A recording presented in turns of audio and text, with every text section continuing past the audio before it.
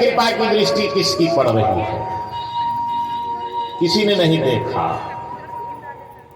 सबसे पहले राम जी ने अहिल्या को देखा कि पूछा मुनि ही शिला प्रभु देखी, पूछा मुनि ही शिला प्रभु देखी, पूछा मुनि ही शिला प्रभु देखी, पूछा मुनि ही शिला प्रभु देखी, सकल कथा मुनि कही जिसे, सकल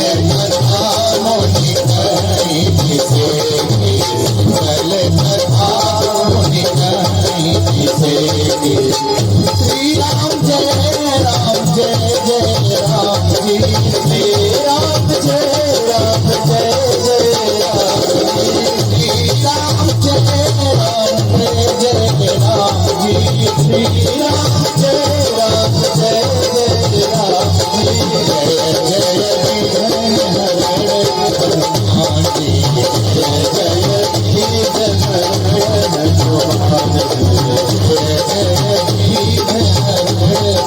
हनुमान जी, जय जय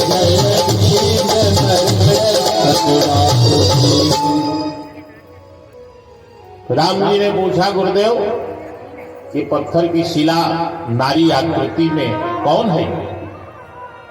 9 प्रकार की भक्ति होती है। प्रथम भगति संतन कर संगा। भगवान कहते हैं कि अगर जीव असमर्थ है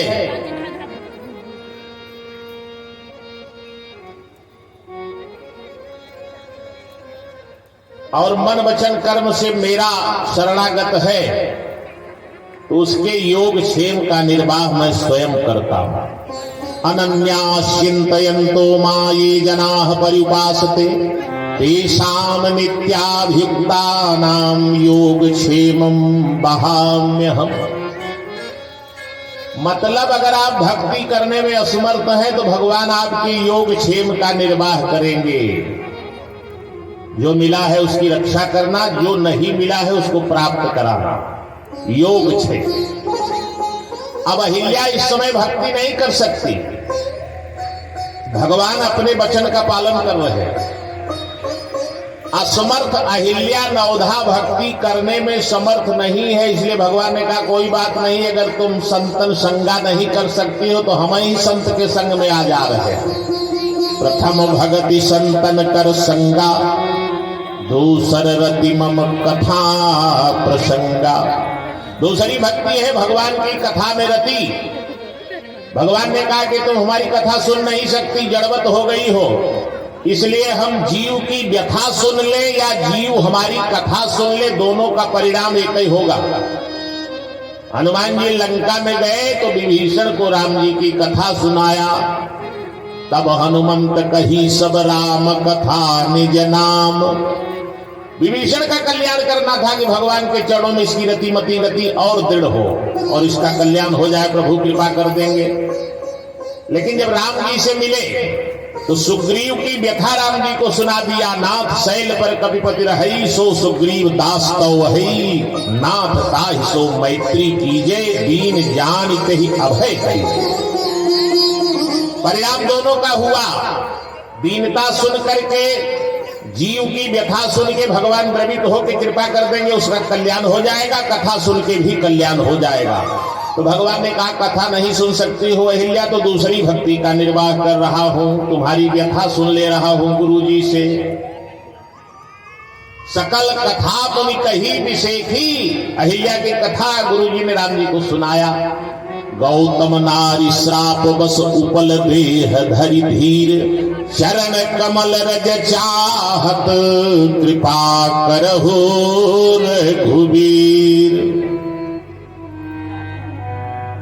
गुरुपद पंकज सेवा तीसर भगति यमान। भगवान ने कहा तुम सेवा भी नहीं कर सकते तो हम ही गुरु जी का चरण दबाएंगे सांझ सवेरे, तुम्हारी भक्ति का निर्वाह कर रहे हैं। चौथी भगति मम गुण गन करई कपट तजी गान। चौथी भक्ति है भगवान के गुण का गायन करना। अब चौथी भक्ति जब निर्वाह करने की बारी आई तो अहिल्या चैतन हो गई थी, क्योंकि राम जी ने चरण का स्पर्श किया, चरण रज का स्पर्श कराया। गुरुदेव ने कहा कि चरण रज चाहिए। भगवान ने कहा मैंने नेत्र से देखा, नेत्र कमल नेत्र की कृपा हुई, कोई परिवर्तन नहीं हुआ। हाथ से भगवान ने इशारा किया, कर कमल की कृपा कर दिए। देखा मुनि शिला प्रभु देखी, फिर भी कोई असर नहीं हुआ। मुख कमल से भगवान ने अहिल्या के बारे में पूछा।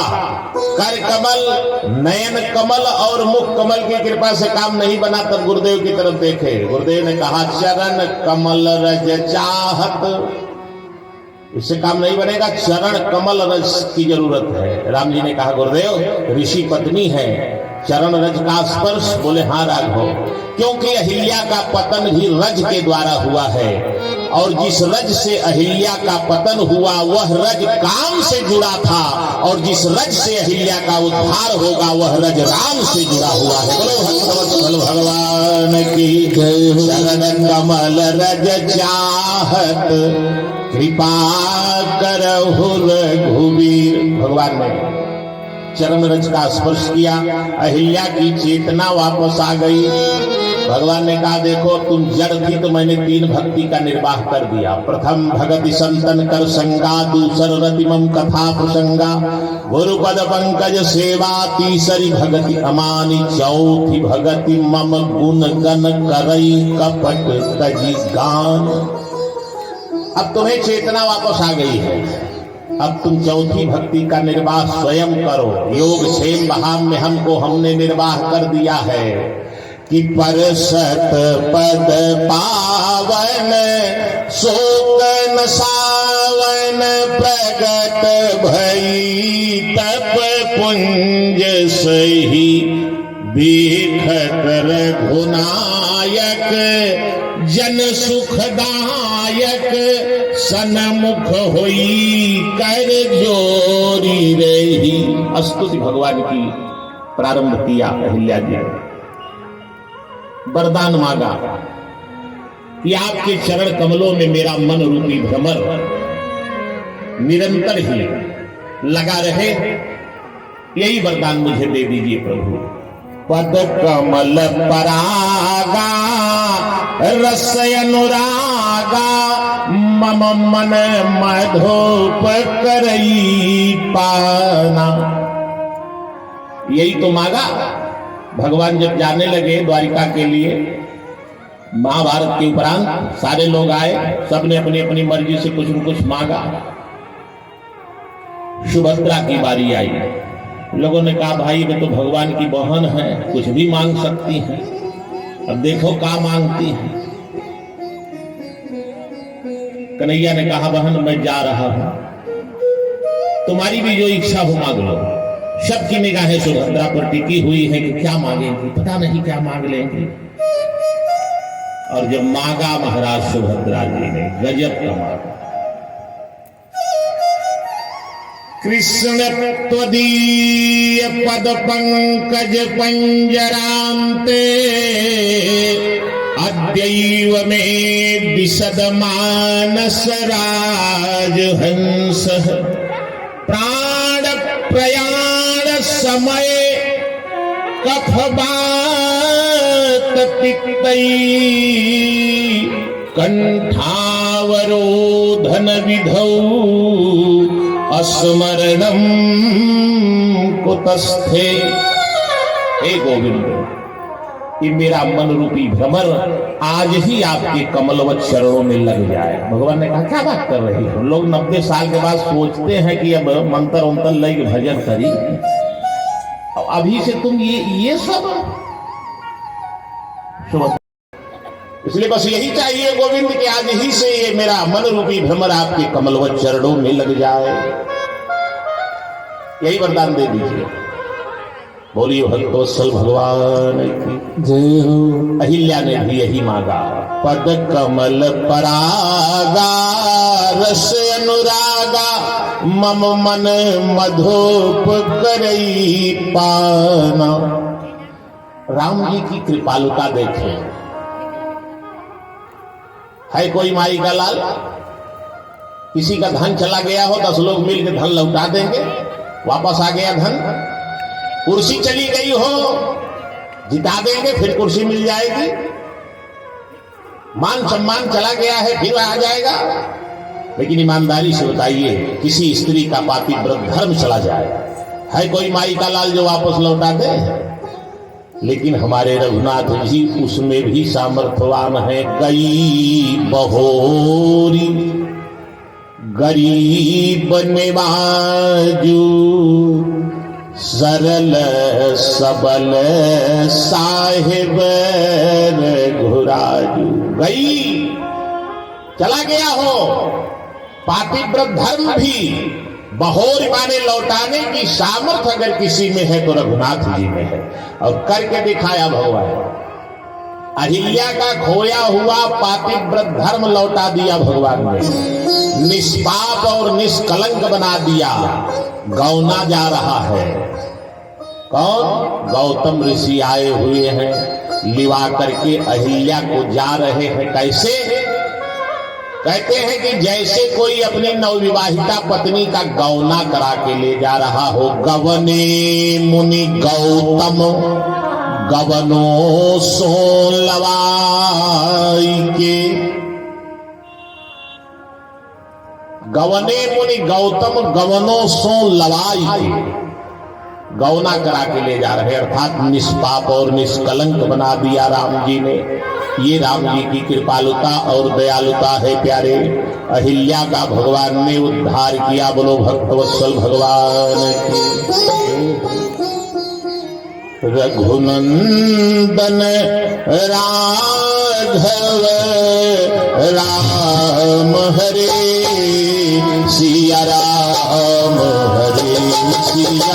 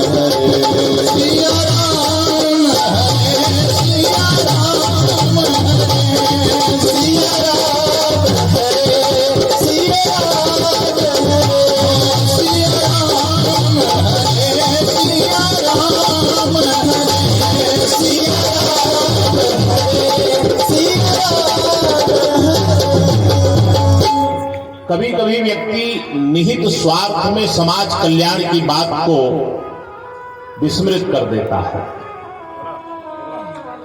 और भगवान भी इसको स्वीकार नहीं करते। अपने व्यक्तिगत निहित स्वार्थ के लिए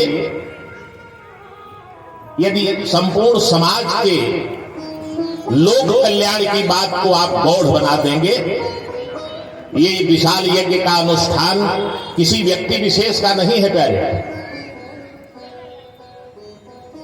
व्यक्ति विशेष का कार्यक्रम सत्यनारायण बाबा की पूजा है, घर में बैठ के सुन ले हैं, ओकरे बाद जौन हो अपने प्रसाद खाए ले हैं, डकरत की चल ले हैं। जय भुजरिया हमारे लाचिए दाना बढ़ता हो, लेकिन सार्वजनिक रूप से बढ़ रहा है, प्रतिवर्ष बढ़ रहा है। माँ की कृपा से वह किसी जो है 56 भोग से कम नहीं है। संकल्प हमारे आचार्य जी नित्य पढ़ते हैं, उसमें समस्त लोक कल्याण की भावना सन्निहित होती है। पूरा जिला का नाम, जवार का नाम, गांव का नाम, तो सबके परम कल्याण के लिए यज्ञ का अनुष्ठान होता है। विश्वामित्र जी ले गए थे राम जी को अपनी यज्ञ रक्षा के लिए, लेकिन भगवान के रूपामृत पान करके इतना विस्मृत हो गए कि यज्ञ वाली बात भुला गए दिमाग से कि यज्ञ कराना है। राम जी ने सोचा ये तो बड़ा गड़बड़ है, अब गुरु जी खाली हम ही को निहारे जा रहे हैं और रस ले रहे हैं, और समाज कल्याण की बात तो इन्होंने विस्मृत कर दिया है। गुरुदेव को स्मरण दिलाना होगा। दूसरे दिन प्रातः काल भगवान ने गुरुदेव से कहा, गुरुदेव कि प्रात कहा मुनि सजर घोराई,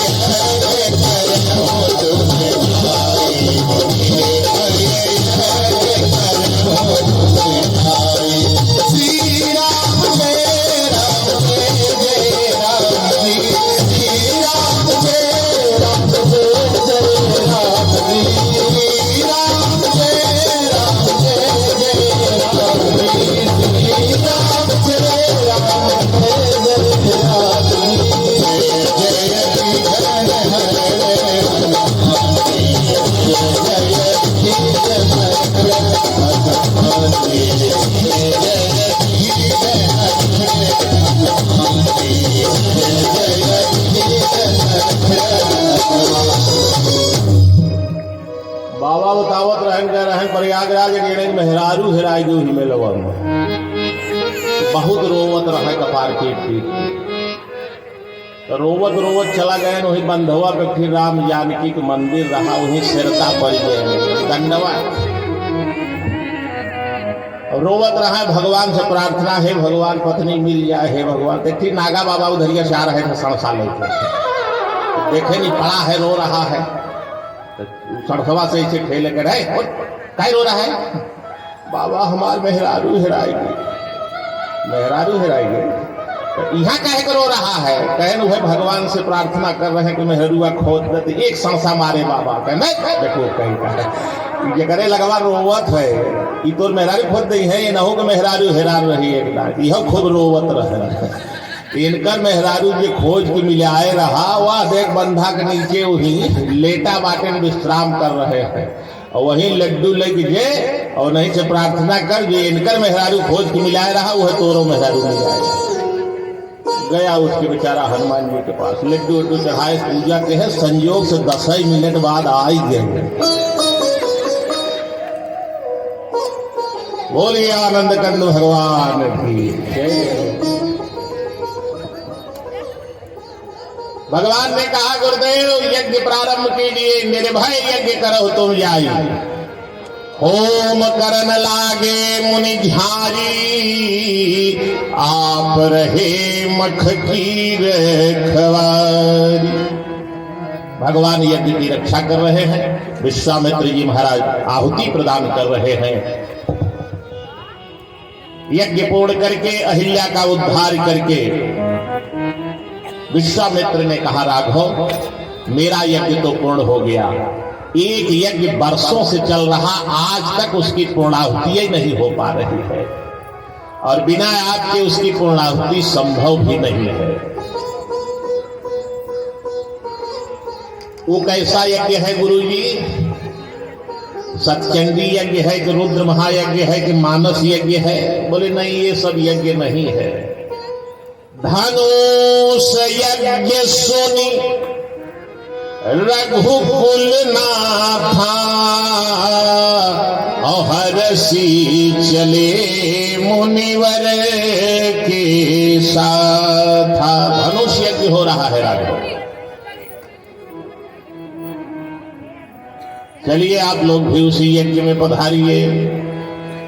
कहां हो रहा है वो धनुष यज्ञ? जनकपुर में विशाल मेला लगा हुआ है। शरीर से बैठे रहें, भुजैया माई स्थान पे मानसिक रूप से विदेहराज जनक की नगरी में प्रवेश करें, जहां धनुष यज्ञ हो रहा है। धनुष क्या है? अहंकार का प्रतीक है, क्योंकि शिव जी का धनुष है और शिव जी समस्त सृष्टि के अहंकार तत्व हैं।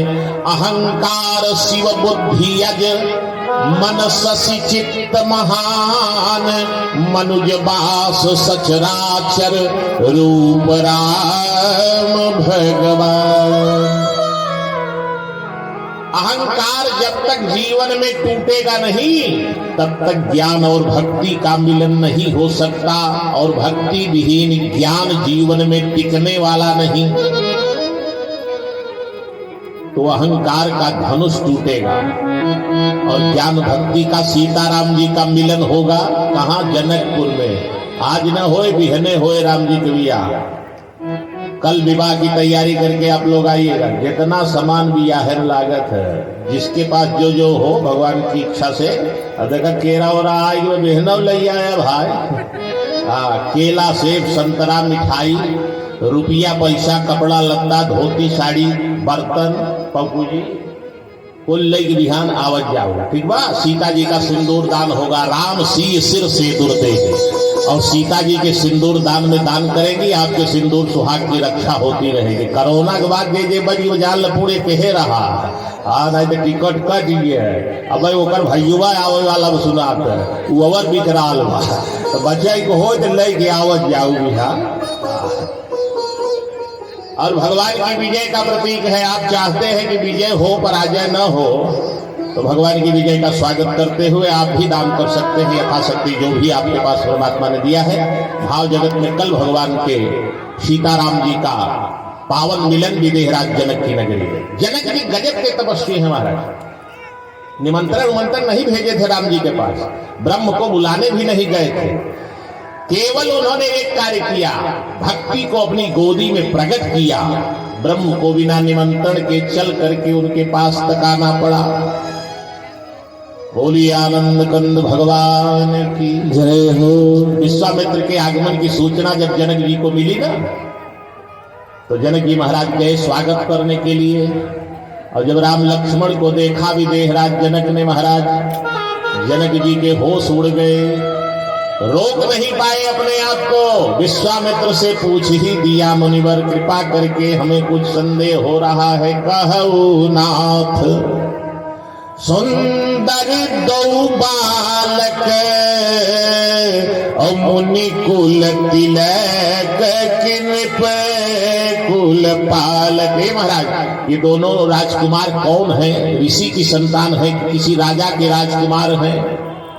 विश्वामित्र मुस्कुरा के बोले कि राजन, ऐसा आपको डाउट क्यों हो रहा है? आप तो ब्रह्म ज्ञानी है ना? बोले हाँ महाराज, तभी तो संदेह हुआ। ब्रह्म ज्ञानी है, मेरा मन निरंतर निर्गुण निराकार ब्रह्म की सत्ता में परिनिष्ठित रहता है, लेकिन आज वहां से हट रहा है। ई नहीं बिलोकत अति अनुरागा, बरबस ब्रह्म सुख ही मन त्यागा। महाराज उस ब्रह्म सुख निर्गुण निराकार के ध्यान से मेरा मन हट गया है, क्योंकि वही निर्गुण निराकार ब्रह्म सगुण साकार रूप में सामने खड़ा है, तब वहां कैसे मन लगेगा? तो महाराज कृपा करके हमको बताइए कि ये कौन है? हमको तो लग रहा है कि ये साक्षात ब्रह्म ही हैं, जिनका हम निर्गुण निराकार ध्यान करते हैं, वही सगुण साकार रूप में आ गए हैं। विश्वामित्र ने कहा कि आपका अंदाजा ठीक है।